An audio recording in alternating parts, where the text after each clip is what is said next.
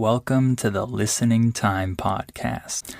If this is your first time listening, I'm glad you found this podcast because it's designed to help you practice your listening skills with me. So in each episode, I talk about a different topic or a couple different topics, and I speak about these topics naturally. I talk with normal words and phrases and expressions, but I speak a little bit more slowly and a little bit more clearly than the average native speaker speaks. So I don't read a script or anything like that. I'm not reading anything. I'm just speaking as the words come to my mind, but I'm speaking in a way that's a little bit easier for you to understand. So this should help you reach the level where you can eventually understand well and understand real native speech when speakers speak fast. So I'm sure this will be a helpful resource for you. Also, remember that the transcript is available for every episode. You can find the transcript for this episode in the details part of the episode. So if you want to listen to this episode multiple times and use the transcript to help you understand the words that you didn't understand the first time you listened, that's a great resource for you as well. So in this episode, I'm going to talk about pets. This is a popular topic. I think a lot of you probably have pets and like to talk about your pets. So this should be good. Are your ears ready? You know what time it is. It's listening time. Okay, so today we're going to talk about pets. Pets are animals that you keep with you at your house. So they're not wild animals, they're domesticated. We use the word domesticated to talk about animals that have been trained to live with humans, right? They're not going to attack you or eat you. They're friendly around humans. So let's talk a little bit about some of the benefits, the advantages of having pets, and some of the disadvantages of having pets. First of all, I think the main benefit that people enjoy when they have a pet is the company of having this animal. So this is more valid with animals like dogs and cats. It might not be the same if you have a bird or an iguana or something like that. But for dogs and cats, they offer you companionship. Companionship just means the act of being with someone else, right? They're with you. They live alongside you. Usually they're friendly with you. They're your companion. So that's one of the main benefits of having pets, especially dogs, I think. And another big benefit is that they force you to exercise. Again, this is talking primarily about dogs, but I think dogs are the most popular pet, so I'll use them as an example. So when you have a dog, usually you have to take the dog out and walk the dog. We use the verb walk to talk about putting your dog on the leash, that thing that you put around its neck and hold, and you take him outside. You walk the dog, okay? So when you walk the dog, you get exercise. It forces you to be on your feet, walk, maybe even run, but it forces you to be active. And so that's another benefit of having a dog in particular. And one other benefit that having a pet gives is that it teaches children responsibility. So in the US, for example, parents often buy their children some kind of pet to teach their children how to be responsible, right? They have to take care of this other living creature. They have to feed it and clean its environment and maybe play with it and give it water and all these different things. So parents often use this to help children learn that they need to be responsible for other things and take care of other things and responsibilities. So that's another advantage of pets. So there are also disadvantages of having pets. One of those disadvantages is that it takes time out of your day. This could be a good thing. For example, if you really like walking your dog or, feeding your pet or cleaning their cage, if you really like these activities, then this isn't a big problem. But for many of us, this might be a disadvantage because we have to take extra time out of our day to dedicate to this animal. So that's one disadvantage. Another disadvantage could be the space that the animal needs. For example, if you're a dog owner, you know that dogs often need space, especially if you have a big dog. If they don't have space to run around, then they can get very anxious or frustrated. So this can limit you. For example, if you want to buy an apartment or rent an apartment, but you have a dog and that apartment doesn't have a lot of space, then you probably can't choose that option.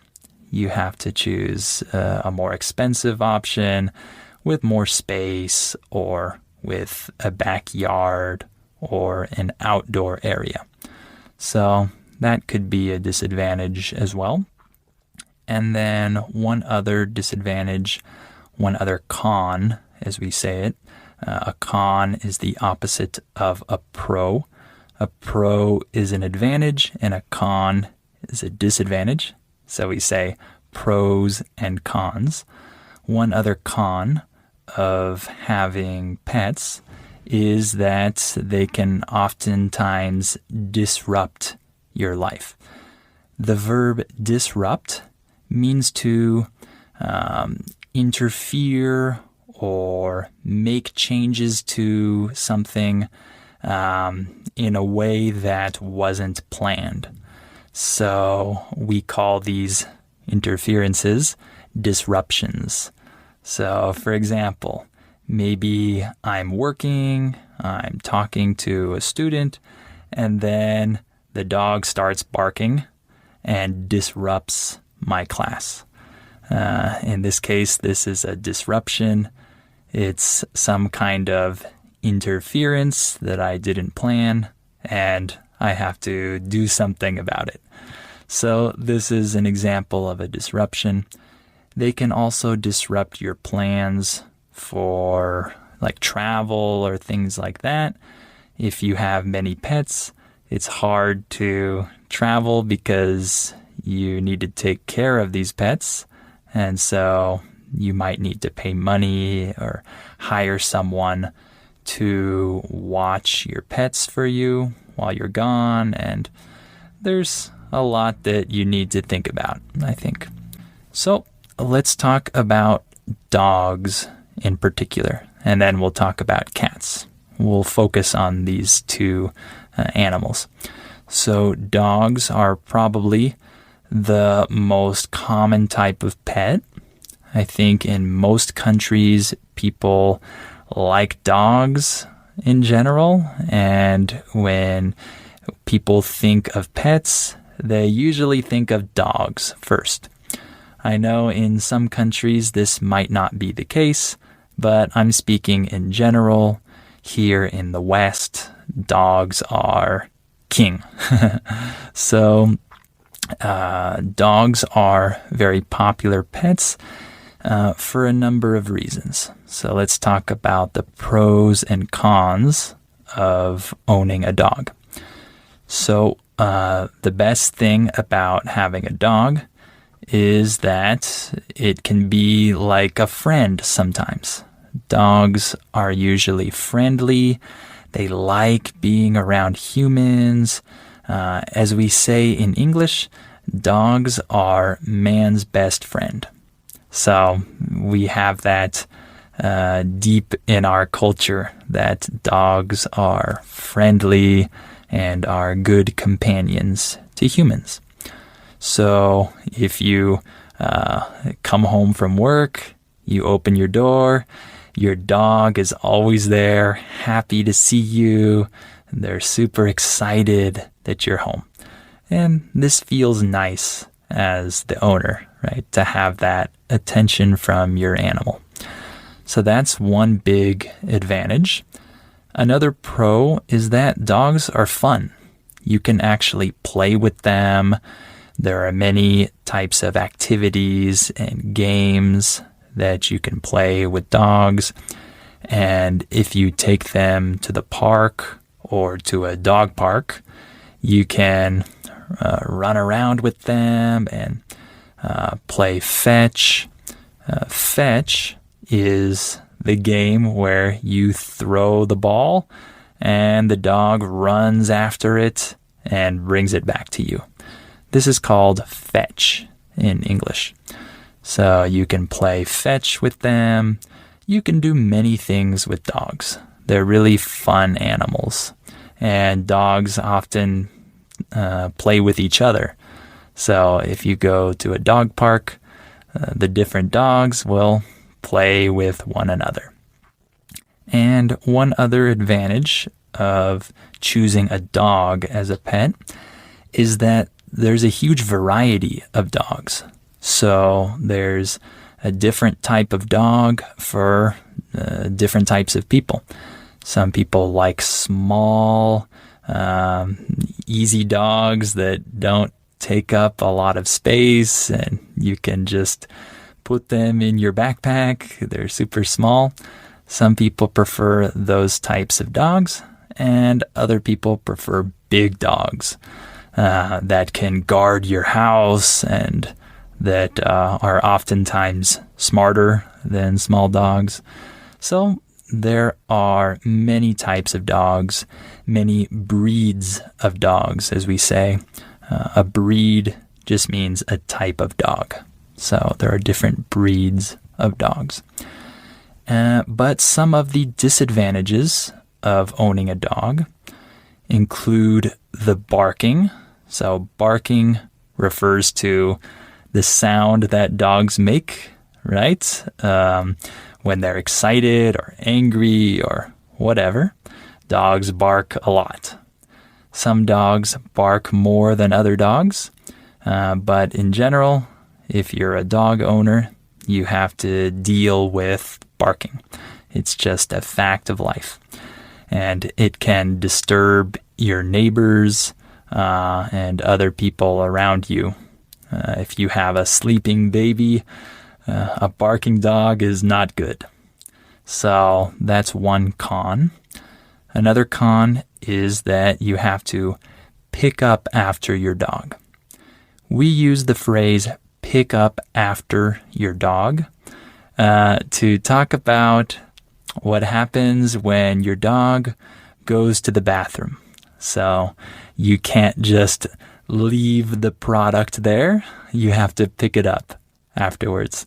So I think everyone hates doing this, but if you're a dog owner and you're responsible, you have to do this. You have to pick up after your dog, as we say.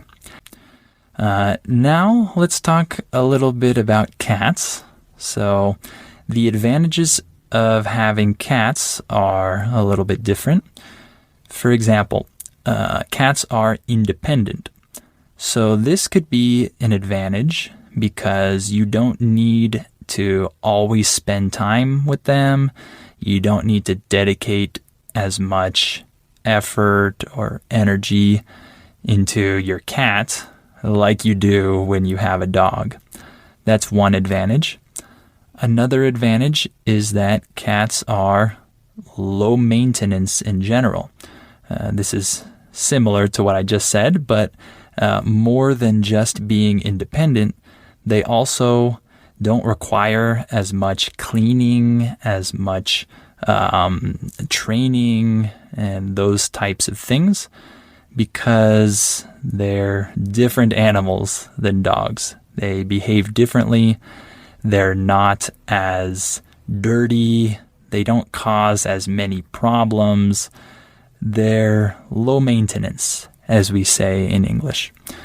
When we say that something is low maintenance, we just mean that it doesn't require a lot of your effort, attention, money, energy, those things. So cats are low maintenance, and I think I also just mentioned they're clean compared to dogs. Dogs make huge messes, and you have to pick up after them. With cats, I think it's easier. I've never had a cat before, but cat owners tell me that cats are easier to clean, and you don't have to do as much cleaning with them in general. So some of the cons of having cats include the fact that they're not as friendly as dogs. So if you're interested in having a pet that is a companion to you and you can play with all the time and pet. We also use the word pet as a verb, and we use it when we're talking about rubbing an animal with your hand. So when you see a dog, you often pet that dog. You touch it with your hand and you run your hand along its fur. You are petting the dog. So dogs are fun to pet, but oftentimes cats don't want to be pet. So they're not quite as affectionate as dogs. When something is affectionate, that means that it wants to be close to you and show you love. So cats don't do this as much as dogs. So what are some of the other types of pets that people have besides cats and dogs? Some people have birds like parrots and parakeets and things like that. Other people have reptiles like snakes and turtles and iguanas. Some people have fish, right? Goldfish or fighting fish or many different kinds. And then there are also animals like rabbits or hamsters. So I think that these animals are less common, but still many people enjoy them as pets because they usually require less effort, they're more low maintenance, and it's less of a commitment. So let's stop there. I hope you enjoyed this episode, and hopefully this was good practice for your ears. Thank you for listening to this episode of the Listening Time Podcast.